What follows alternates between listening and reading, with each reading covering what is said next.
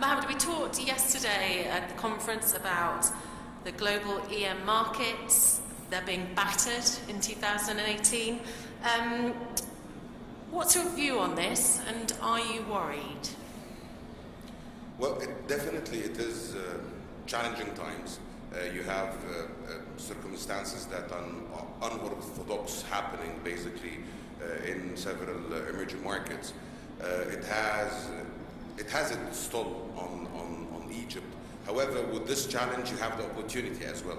Definitely the entire emerging market space is being challenged as we speak now regarding the investments, the returns and everything, and the stability as well in this regard. However, given that you have a very successful, I would say, economic story and economic reform program that has been implemented, you have the chance to stand out amongst all other emerging markets, that you have a resilient economy, an economy that managed even during its hardest times to grow despite with low figures. And when coupled with the reform programs and the reform measures that have been undertaken, you're still doing well when it comes to the real economy itself, and we get to see how the sectors are performing towards the reforms that happen. So it is a challenge, definitely, from the one hand, but as well it's an opportunity whereby you can stand out with the reform programs that you're taking, and how can I say it, the sustainability of reforms, because one of the key pillars of the reforms that took place in Egypt and what makes it different compared to the previous reform programs, for example, was the social solidarity aspects, or the social aspects that were missing before. So, for example, despite we have been tinkering with monetary policy reforms, fiscal policy reforms during the reform programs before that, and even investment reforms and business sector, I would say, reform measures. However, this time what is very different when you look at it is the social safety nets that are being put in place gradually, trying to mitigate the negative repercussions of what happened when it comes to the reform programs. But at the end, reforms are difficult to implement, and it's all about its aftermath and how you handle and manage the reform phase. Yeah, great. You talked about your peers, so let's have a look at EGX in particular in comparison to other emerging market peers. How do you think EGX is positioned? Well, when you look at EGX in terms of governance, in terms of regulatory frameworks, we are indeed by far, I would say, one of the most advanced ones compared to other peers in this area. When you compare it as well to the technical aspects, we are still one of the advanced ones when it comes in this area. Maybe we have been affected due to the economic difficulties in terms of the volume of trading, in terms of the number of companies listed, and the participation of capital markets in the wealth formation in the country. Maybe this is one of the things that has been affected negatively. But still, when you look at the diversity of the economy and the diversity of sectors listed and represented on EGX, we are still by far one of the leading, I would say, emerging market exchange in this area. When you compare it in terms of value of trading, probably will be ranked second or third, despite being low compared to what we are aspiring for. That's from the one hand.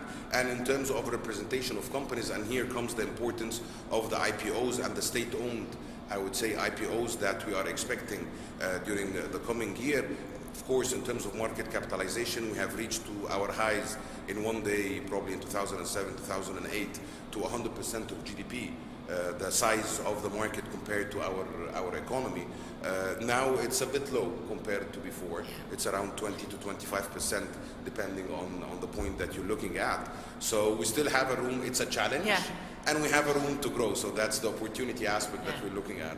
And has the inclusion of Saudi in the MSCI had an impact on the EGX? Well, Saudi has not been included. I mean, they are still to be included. It has been announced that they're going to be included in the MSCI index. Sorry. Well, definitely when it comes to competition in general, we need to be aware of it. We're not working in the outer space. I mean, you have other markets, you have other economies that are doing reforms, and you have other markets that are really, I would say, aggressive in the types of reforms, and you need to be up to it in terms of regulations, in terms of easing doing business, and so on and so forth. So maybe the size here matters, given the sheer size of Saudi Arabian companies that are going to be included. They're going to attract different types of investors than the ones that are already investing in the Egyptian market. So here is a point that might help us a little bit not to be affected negatively. But challenge is good. I mean, competition is good in general, and that is one of the areas whereby you need to work further to expand the number of companies and to expand the ownership and to increase the trading activity, because this is the bread and butter of any exchange, the bread and butter of any economy, is to see trading activity that is quite significant, is to see number of companies that rely on capital markets to raise the required funding going forward. But definitely competition is something that we look at in terms of the MSCI inclusion of Saudi Arabia and other markets. It's not only Saudi Arabia, by the way. You have other markets as well that are planned to be included in the MSCI index. But the sheer size of these companies is probably would not have a great impact on the level of attracting portfolio investments, given that it's a different clientele, as they say. And touching back on the EM problems that are happening, you know, what's happened in Turkey, has that been a negative thing for Egypt? Well, I mean, Turkey is part of the EM, so basically, again, it is challenging. Yeah. You will have challenges. However, with these challenges, you can pinpoint out very easily that you have a very solid reform program, a very solid reform story. It doesn't have to be only the program. You have a solid reform story and an economy that naturally responds to these reforms without even further sectoral reforms. I mean, naturally, the economy responds nicely to any single, I would say, reform that is being undertaken. Let's take history as an example. In 2003, 2004, you've done economic reforms. You've seen the economy and the sectors in the economy responding nicely until 2007, 2008, when we've seen the international financial crisis. The same applied in 1992, 1993, when you've done structural reforms on the macroeconomic level. You've seen the economy responding and the capital markets responding nicely as well until the year 1998, when you had some financial crisis. It is how to respond to these crises is the key towards going forward what's going to happen. However, with this challenge, you have this opportunity that is unprecedented, I have to say. We have a strong, I would say, economic reform program. Definitely it has its own hardship. Let's be realistic. Any reform program is not a free ride. There has to be certain imbalances that is happening in the economy. There has to be prices increasing. There has to be, I mean, given that you have been waiting on these reforms for quite an extensive number of years.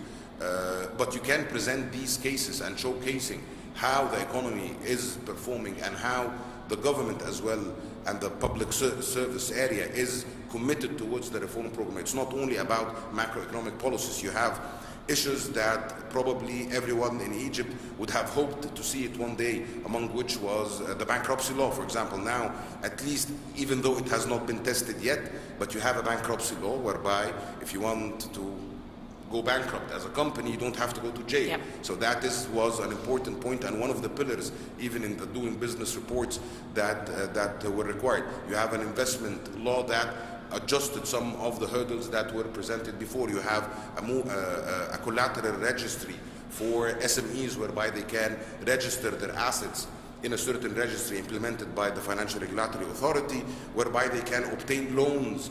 And above all, you have a microfinance law that has been issued in 2015. So it's not only about fiscal policy, monetary policy. You have other areas of reform that are sectoral, which is very important. The natural gas liberalization law. You need to liberalize sectors to be implemented and to have an effect in terms of the real economy itself and how it's performing. Let's look at the products and services at the EGX. Talk to me a bit about what's been launched this year and how it's been received by the markets. Well, before talking about launching, the ultimate target of any exchange is to create a vibrant market whereby traders and investors can easily enter and exit the market. That is the ultimate goal, and that is the ultimate, I would say, exit for FDIs. So basically advancing or reforming capital markets is not something that is not touching upon people's life on their daily basis. So one of the main, I would say, pillars of our reform plan is to further activate the capital markets by different means. One of them was to simplify, I would say, some of the trading rules that we have, limit the trading halts. So for example, we used to have trading halts that were 30 minutes. We reduced them by half, and we're further studying reducing them by a further time frame in discussions, of course, with the FRA in this regard. We improved some of the aspects that we were very unique to it, and I didn't know why we were that unique to have this specific item, such as the intraday trading, whereby we were not allowing for investors to buy whatever amount they want and sell whatever amount they want on the same day. So that was something that we worked with the FRA on it, and we reformed it, and we allowed now investors to buy and sell whatever amount they want on the same day. In this regard, some other aspects that we're doing is the tick price for trading. So this is to increase the volume of trading on lower priced stocks. Going forward, what we're hoping, and another important associated with exchange traded funds, whereby this is for passive investors, because if you aim of having an incremental saving plan for any investor in the market, there has to be products that would allow you in this regard, and hence we allowed for ETFs to be traded on a margin basis, whereby people can borrow money and buy further or more ETFs in this regard. Going forward, in coordination again with the FRA, given that they are the regulators of the market, we're working hardly on introducing short selling, because this has been introduced in advanced and emerging and probably some frontier markets for, I think, more than decades, let's put it this way. And hence this is one of the products that needs to be present in the Egyptian market to maintain our competitiveness. At the end, I'll repeat it again, we're not working in outer space. We have competition. We need to be, basically, you compete or peril or perish, as they say. So basically you have short selling, you have market making activity, again, that is being studied now. We proposed it to the FRA to introduce the market making activity, again, to increase the trading volume on a daily basis, to allow foreign investors and domestic investors to participate. One of the hurdles that we get to listen, at the end you need to communicate with the related stakeholders.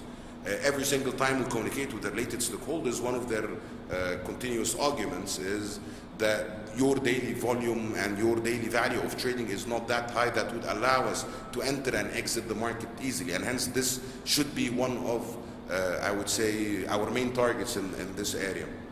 So further deepening the market in terms of the trading volume and value associated with the market making activity, short selling, and afterwards would be introducing financial derivatives as a starting point, which would be futures on stock indices, futures on stocks, individual stocks as well could be one of the products, options as well, to allow investors to hedge the risks, because ultimately you need the person entering the market to be able to hedge any types of risks that he's facing, and part of the hedging mechanisms is introducing derivatives. So that's something that we hope to see between 12 and 18 months, because it requires plenty of developments when it comes to the IT requirements. You need to develop the trading system, the settlement system, the risk management system, and that's why derivatives is a bit more, might be taking more time compared to short selling and market making. So derivatives is one of the things for the next 12 to 18 months. What are your other major goals for this year and next year, and why are they priorities? We need to restructure some of our indices that are being published by EGX. Some new indices needs to be introduced to be either sectoral based, to focus on some sectors without announcing what sectors now, and some other indices to reflect basically some other financials that were not reflected. So for example, in Egypt we don't have a total return index, whereby usually or actually all indices tracking the performance of the Egyptian market are only based on the price of stocks. However, the return on securities is not only price of stocks, it's price of stocks, and you have cash dividends that are reflected in the return for securities. So basically, one of the indices that we're working hard on it in terms of the backtesting and every technical aspect of it would be a total return index to allow people to see actual returns associated with the market and not only price returns, because this actually this created for us, this came to us from comparing the investment in capital markets with the reinvestment of dividends with other saving vehicles and investment schemes. And the difference was humongous if you take it on a long-term period, 20, 25 years. And from that point, we decided that people need to realize that it's not only about price returns, you have a cash component or a dividend component that is really impacting the level of return. So that is one of the things that we would be going forward and publishing it to the public, and hence they will be able to see how the market is performing, not only from a price perspective. We're going to restructure all our sectoral indices to be based on an international code for defining sectors. So that is going to be another area that we're working on it. And some other indices that it is too early to talk about them nowadays, but at the end it is to convey to the public the different asset classes that can be tracked using indices. So this is one major area.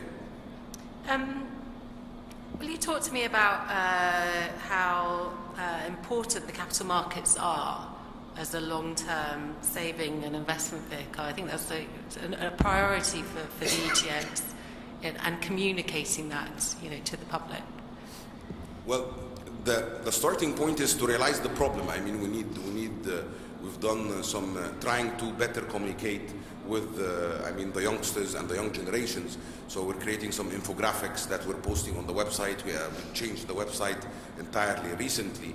And one of the infographics that we were doing was breaking down the age bracket of investors. Right. So we all know that basically population or the demographics of Egypt is like this. It's a pyramid style. You have a base, very, very large base of young people, probably until 40 years old. They represent 75%, if not 80% of your population.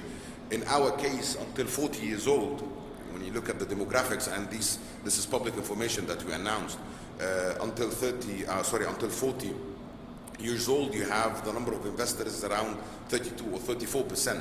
So we have an inverted pyramid in this area. Or let's put it the other way. I mean, the investor who was with us 15 years ago is the same investor who's staying with us until now, so that they are growing older by time in this area. And above 40, we have the remaining 60+%. And hence one of the challenges is to increase the base by having more youngsters joining. Why is it important to have youngsters participating in the market from the one hand and doing it through an incremental saving approach rather than just a speculative? Even speculation is quite good to the markets in general, but I'm talking about an incremental saving approach. When you look at, and that's not pertinent to Egypt only, that's not something that only Egypt is benefiting from. Every single capital market, when you look at the performance for its, I would say, indices, sectors, and so on and so forth, on a horizon of 25 years, I know it's very difficult in Egypt to look beyond 2 or 3 years, but here we need to teach people to look at a horizon of 20 years.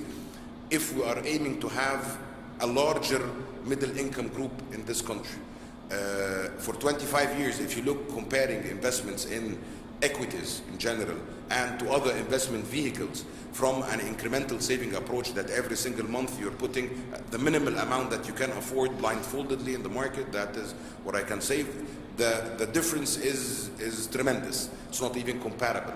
So basically, if we're talking about going forward, having a proper middle income class in this country, it has to go through the phase of incremental savings through capital markets. So what's the difference between Egypt and other developed markets? And other developed markets and some of other emerging markets would be the percentage of pensions and insurance in the economy. Abroad, you have the pensions and the private pension schemes and the public pension schemes. They're acting on behalf of individuals and the retail investors, let's put it this way. So basically, they are acting on their behalf and they're putting the money in these investments in capital markets or in the stock market. Given that yet we still don't have a very vibrant private pension scheme or I would say insurance schemes that are widespread, this is evident by the insurance premiums as a percent of GDP. Given that we don't have this yet, you don't have people benefiting from this leapfrog that could happen to equities if they are invested in the long term. When you look at capital markets in 2016, the market cap, it was around 400 billion. You look at it now, it's around 870, 880, 900 billion. Who benefited from this tremendous increase in the value of companies? You'll find them, it's a limited number, and that's why it is important to have the IPO program that is expanding ownership across the public, and to get to see public participating in these IPOs, and hence benefiting in the long term from the wealth creation that can be created through capital markets. But the market needs more local institutional investors. I mean, that's what, you know. Okay. Of course. I mean, another piece of analysis that we've done, but here, institutional investors won't come without having a significant volume and value of trading per day. So here it's the egg and chicken, basically dilemma. We need definitely more institutional investors, but we need to increase the volume of trading per day to allow these institutional investors to be investing easily in our market. And when you look at the number of institutions listed or coded at EGX, 75% of these institutions are foreigners, are foreign institutions, and 25% only are Egyptian ones. So basically, I agree that in general we need local institutions as well to be even more aware of the importance of capital markets. Private pensions need to invest much more in the equity sphere. So let's talk about the IPOs that are coming. It looks like a good pipeline for September. How are you encouraging more IPOs? Part of it would be educational, mainly until the end of the year. We were hoping to see 5 private sector IPOs. Probably it would be around 3 to 4. Okay. There isn't sufficient time to prepare all the companies. Some of them have been announced already. But this is a key point when you look at the IPOs. I would say 2016 it was around 2 billion. 2017 the IPOs was around 4 billion Egyptian pounds. The more importantly was the foreign participation in these IPOs. Foreign, I mean Arab and foreigners, so basically the non-Egyptians.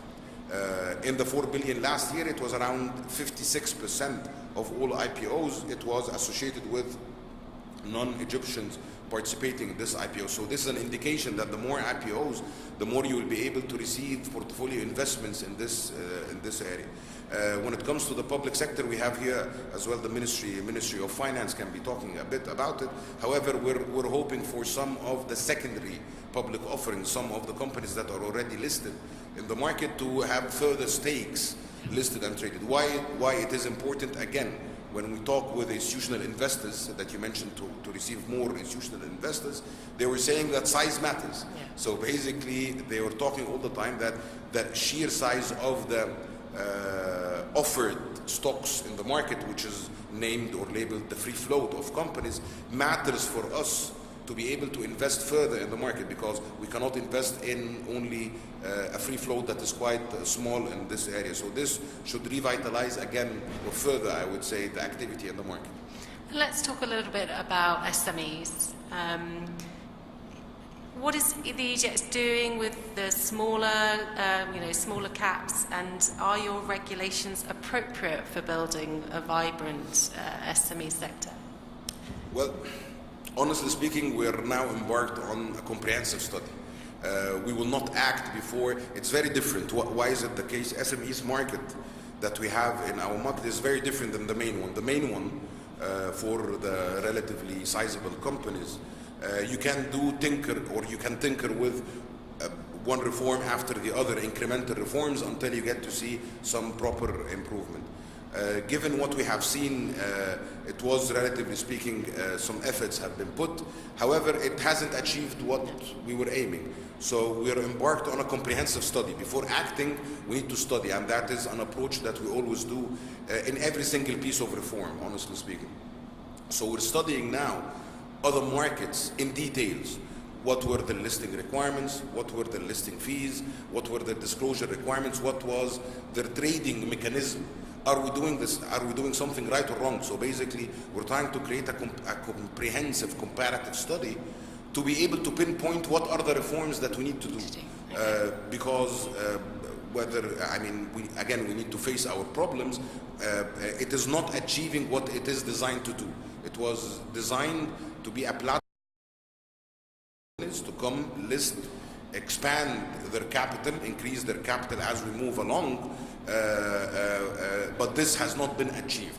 There is something structural that we need to change, but before changing it, we need to study it, honestly speaking. But it is one of the areas that we're definitely going to see a plan for it announced to the public once the study is out. We pinpoint what are the reforms that we need to do. Definitely it's going to be announced to the public, and these are the reform measures that we're going to take one after the other. Okay, so we should expect some announcements on... I wouldn't say soon, but in 6 months' time, definitely a complete plan for it. Fantastic. We've got a minute left. Does anyone have any questions for Mohammed? Comprehensively. Oh, I can see one at the back. If you keep your hand raised, and I can see a lady also on the right. Yeah, hi. You mentioned the interest of the stock exchange to increase the base of investors through the younger generation. What are the efforts that are being taken in this regard, and who's actually responsible for marketing the stock exchange for this cluster? Well, the person, I don't know if they left, he's here, so basically we can talk to him after the session. However, what are the efforts that we're doing? First of all, you need to work with areas that the youngsters are clustered. So we're working with VCs, we're working with incubators to have specific sessions, not only to explain to them how you can list, because probably they are too early to get listed to the market, even in the SMEs trading platform that we have. But more than that, given that they are collected in one place, we're trying to explain to them the benefits of incremental saving. One of the issues that Egypt is facing in general is the saving ratio.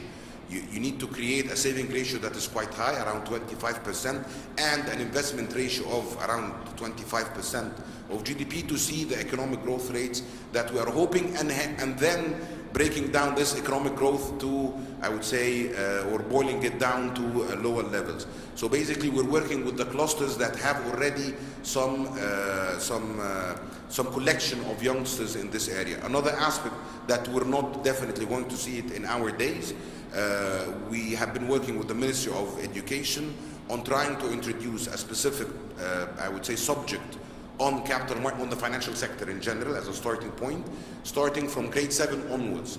Why is it the case? Because we believe it cannot be that a youngster graduating 12 or whatever, 16 years old, and he knows some chemistry, biology, whatever, I mean, subjects that they know, and they know nothing about how to open a bank account, how to buy a life insurance or whatever insurance products, or how to invest in capital markets. That is really one of the challenges that we hope probably in 7 or 8 years after introducing these curriculums or curricula to the education system would allow in 10 years time to see people that, okay, I know how to open an account, and I know how to trade, and I know how to do the incremental saving approach. That is the ultimate target that we're trying to do. So these are the two, I would say, areas of efforts that one would be from the collection or the companies or whatever gatherings of youngsters in this area, VCs, startups, incubators, and so on and so forth. That is one angle. And from with the Ministry of Education and Ministry of Youth as well, we're doing some specified training courses for them. Thank you. I have another question with the lady on the right. Thank you. I have two questions. The first concerning the impact of what happens in Turkey and Argentina on foreign investments in emerging markets, and especially in Egypt, concerning the investments in treasury bills. I mean, for treasury bills, it's not a capital market instrument. At the end, it's a money market instrument. So the regulatory framework and so on is under the Central Bank of Egypt in this area. However, I'll give you the generic, I would say, reply. On the short term, definitely we could be impacted with some outflows that is happening on T-bills, on T-bonds, on even equities that could be happening in the very short term. However, in the medium term, or even before the medium term, in the next item of the short term, we definitely have solid fundamentals on the macroeconomic front and on the sectoral front in Egypt that would allow you to surpass this point if managed in a proper way. So basically, as I said, it is a challenge and an opportunity at the same time, because you have done your reforms, probably you have done your reforms 2.5 years or 2 years beforehand. So this is a crucial aspect that you can publicize and capitalize on it. Okay. Did you have another question, or is... Yeah, concerning the sectors. What are the sectors that will be affected by this crisis in Egypt and in the emerging markets? I mean, it's a financial crisis if it is going to expand to be. So basically all sectors are going to be affected in general. If we're seeing a slowdown in economic activity, so all sectors will be affected. However, you have other sectors that usually are resilient towards economic difficulties or economic slowdown, among which is the education sector. And this is one of, I would say, the companies that are going to be IPO'd, and adding a new sector to Egyptian capital markets is some of the companies working in the education field. And definitely in the fast-moving, I mean FMCGs, the fast-moving consumer goods, is another sector that usually is not. However, in general, if this is going to expand to be a fully fledged emerging markets crisis, all sectors are going to be affected. We hope it's not. Inshallah. Inshallah. Please join me in thanking Mohammed, Farid, Saleh. Thank you very much, Mohammed, for joining us.